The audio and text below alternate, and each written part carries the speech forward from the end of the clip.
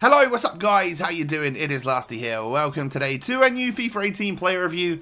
Today we're going to be looking at the in-form striker position change, Serge Gnabry. So, he's 82 rated and of course plays in the Bundesliga. He has got some amazing stats. 91 pace, 87 dribbling and 85 shooting. Those are some whopping upgrades from his regular item, that is for sure. He's 5'9" with the high medium work rates, right footed with the 4-star skill moves, but only a 3-star weak foot. So I wonder if that will hinder him in any way.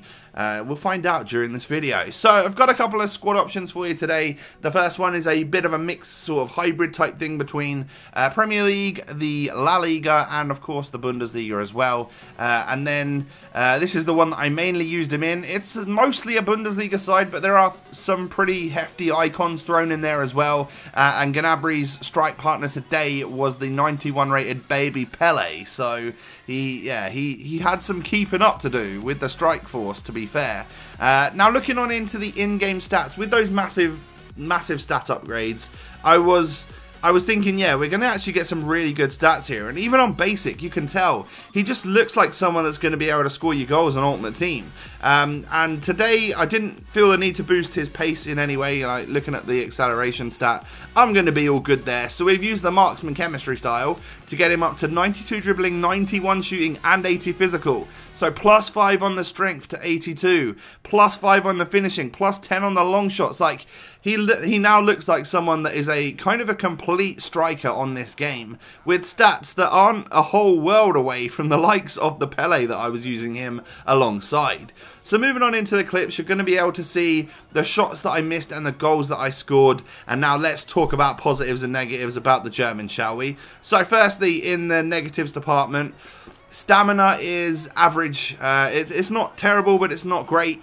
Like 77 in game. I was hoping for a little bit better. You know, you get this position change, you get this rapid striker. You want him to be able to run all game long, and he just can't quite do that. Only for the last sort of quarter of the game does he feel a little bit less like fueled up and pacey as he did before. But yeah, something you guys should know about for sure. And then we have the weak foot situation. Yes, it is going to hinder his performance, only having a 3-star weak foot. I just didn't feel confident whatsoever about shooting on that for some reason. Sometimes if the shooting stat is high enough on a player, I still feel like I can score from inside the box with him. I just didn't really feel that comfortable with Gnabry for some reason. Yeah, the weak foot felt really bad. Definitely highly recommend sticking to that right foot. But those are the only negatives that we could really muster up today because, well, you saw his record. You saw that he scored a lot of goals for us. He was a pretty clinical finisher. Now, let's talk positives, right? Acceleration's great. It is 93.